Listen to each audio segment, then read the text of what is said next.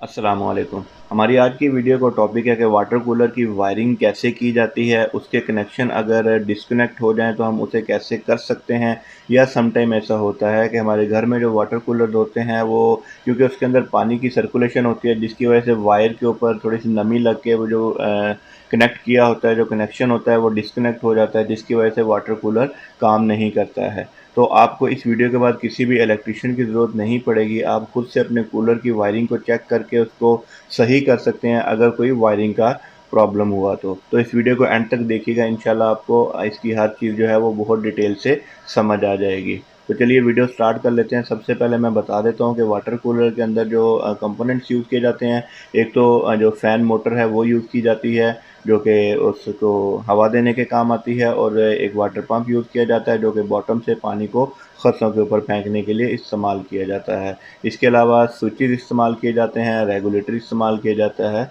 और एक अदद प्लग इस्तेमाल किया जाता है उसको इलेक्ट्रिसिटी सप्लाई देने के लिए। तो सबसे पहले बात कर लेते हैं हम फ़ैन मोटर की। फ़ैन मोटर सिंगल फेस की मोटर यूज़ की जाती है। इसके अंदर 2 किस्म की वाइंडिंग की जाती हैं, एक रन वाइंडिंग की जाती है और एक स्टार्ट वाइंडिंग की जाती है।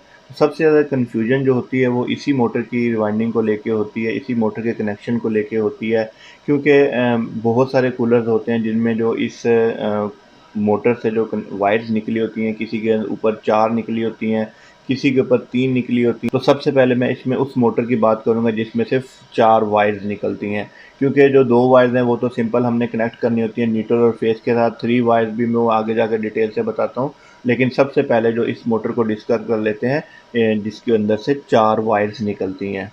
तो जिस भी सिंगल फेस मोटर में से 4 वायर्स निकल रही होंगी, उसमें आपने अक्सर देखा होगा कि 2 कलर्स की वायर आपको देखने को मिलेंगी।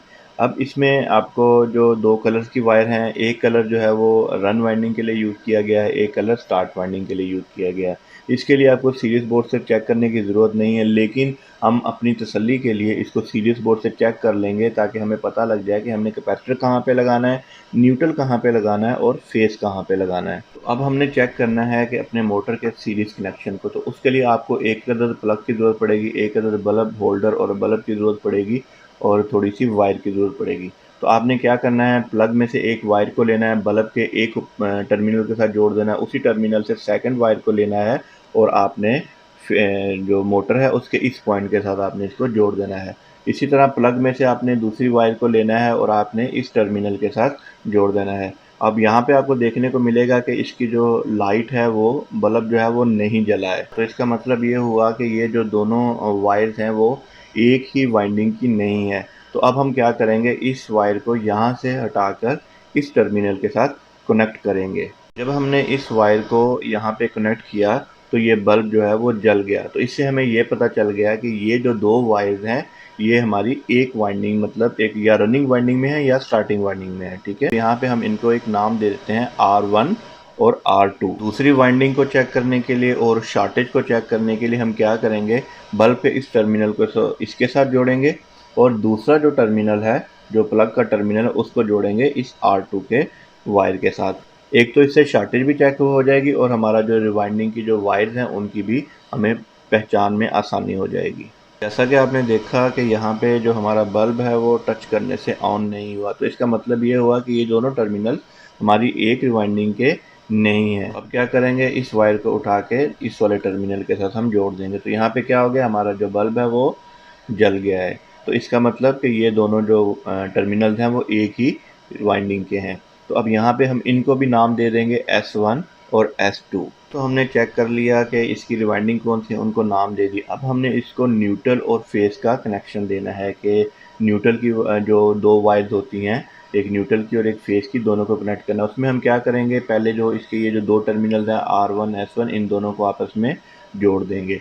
जो दोनों जो रिवाइंडिंग्स हैं उनके एक-एक जो एंड टर्मिनल्स हैं उनको हम एक दूसरे के साथ जोड़ देंगे, और जो सेकंड टर्मिनल्स हैं उनके साथ हम कैपेसिटर की एक-एक वायर को जोड़ देंगे। तो अब हमने न्यूट्रल की इस वायर को, ये जो हमने R1 और S1 को हमने जोड़ा था, इसके साथ जोड़ देंगे। बाकी बचा हमारे पास फेस। फेस की वायर को हम जो कैपेसिटर की जो 2 वायर्स हमने सेकंड एंड्स पे जोड़ी थी, हम किसी के साथ भी उसको जोड़ सकते हैं।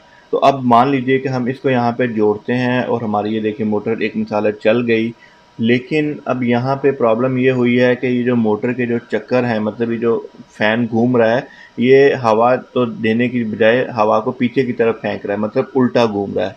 तो यहाँ पे हमने इसके कनेक्शन में थोड़ी-सी चेंजिंग करनी है। अब हमने क्या करना है, क्योंकि हमारी मोटर के चक्कर उल्टे हैं, इस वजह से हमने R1 और S1 को जो है वो अलग कर देना है, और हमने जो कनेक्ट करना है, जो सेकंड एंड टर्मिनल है, S1 और R2 को आपस में कनेक्ट कर देना है। तो जो उसके बाद कैपेसिटर को कनेक्ट कर देना है R1 और S2 के साथ। सेम उसी तरह हमने जो है वो न्यूट्रल वायर और फेस वायर उसी तरह कनेक्ट करनी है। न्यूट्रल वायर जो हम यहाँ पे कनेक्ट कर देंगे S1 और R2 जो हमने आपस में ज्वाइंट किए हैं, और कैपेसिटर की वायर यहाँ पे किसी के साथ भी, मतलब ये फेज S2 के साथ कनेक्ट कर दें आप, तो यहाँ पे हमारी मोटर के जो चक्कर हैं वो सीधे हो गए। तो ये तो वो मोटर हो गई जिसमें से 4 किस्म की वायर निकलती हैं, और हमने उसको सीरीज बोर्ड के ज़रिए चेक करके फाइंड आउट किया कि इसमें से कौन सी वायर जो है वो हमने कैसे कनेक्ट करनी है। उसके बाद अब हम आ जाते हैं अपने कूलर के नॉर्मल कनेक्शन की तरफ।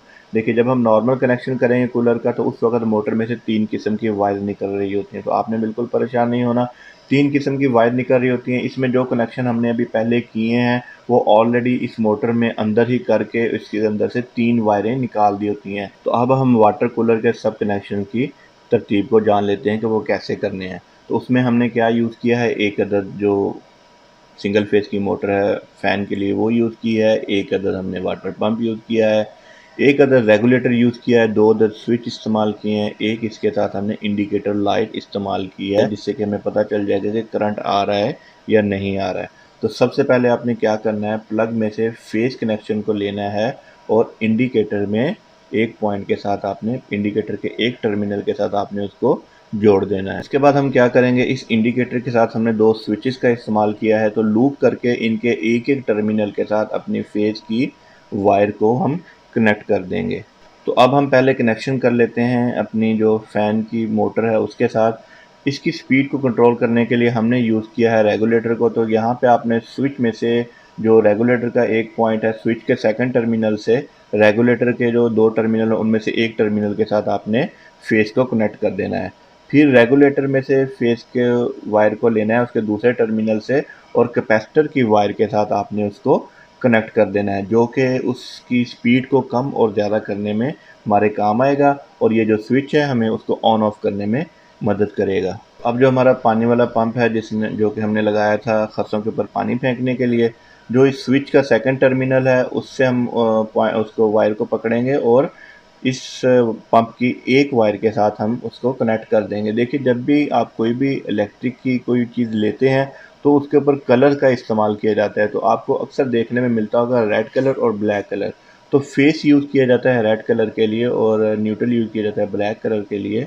तो आपने यहाँ से फेस वायर को लेना है, और पंप की जो रेड कलर की वायर है वहाँ उसके साथ उसको जोड़ देना है। यहाँ पे हमारा जो फेस की डिस्ट्रीब्यूशन है पंप में भी हो गई है, और जो फ़ैन की मोटर है उसमें भी हो गई है। तो अब हमने न्यूट्रल सप्लाई को भी लगाना है। तो न्यूट्रल सप्लाई हम सॉकेट से एक न्यूट्रल सप्लाई लेंगे, और ला के इंडिकेटर में उसके सेकंड टर्मिनल के साथ उसको जोड़ देंगे। यहाँ पे हमारा इंडिकेटर जो है वो ग्लो करने लग जाएगा। अब यहीं से हमने लूप करना है मोटर की, जो फ़ैन की मोटर है उसके जो न्यूट्रल का हमारे पास कनेक्शन बचा था उसके साथ। तो हमारी जो मोटर का कनेक्शन भी कंप्लीट हो जाएगा। तो यहीं से लूप कर देना है वाटर पंप की जो हमारी मोटर है उसका जो सेकंड टर्मिनल है, सेकंड पॉइंट हमारे पास रहता था, वायर बच गई थी उसके साथ। तो इस तरह ये हमारा जो पूरा वायरिंग का कनेक्शन कंप्लीट हो जाएगा। इसमें एक बटन जो हमारे पंप को ऑन ऑफ करने के लिए इस्तेमाल किया जाएगा, जो कि सम टाइम ऐसा होता है कि मौसम ठंडा होता है, हम पंप को यूज़ नहीं करते हैं, तो इससे हम पंप को ऑन ऑफ कर सकेंगे। एक बटन जो है वो फ़ैन को ऑन ऑफ करने के लिए इस्तेमाल किया जा सकता है। सम टाइम ऐसा होता है कि जो हमने चेकिंग वगैरह करनी होती है कि पंप हमारा चल रहा है या नहीं चल रहा है, तो हम फ़ैन को बंद करके उसको चेक कर सकते हैं। तो ये तो हमारी आज की वीडियो, जिसमें मैंने आपको डिटेल से बताया कि अपने घर में वाटर कूलर की वायरिंग कैसे कर सकते हैं। उम्मीद है आज की वीडियो में आपको डिटेल से समझ आ गई होगी कि वायरिंग को कैसे किया जा सकता है। लेकिन अगर आपको इसमें फिर भी किसी किस्म की कोई प्रॉब्लम हो तो आप मुझसे कमेंट सेक्शन में भी पूछ सकते हैं, मुझसे व्हाट्सएप पे भी रब्ता कर सकते हैं। मेरी जहाँ तक कोशिश होगी मैं आपकी हेल्प कर सकूँगा, करूँगा। उम्मीद है आपको आज की वीडियो पसंद आई होगी। नई वीडियो में नए टॉपिक के साथ मुलाकात होगी। अपना बहुत ज़्यादा ख्याल रखिएगा। फ़ी अमानिल्लाह।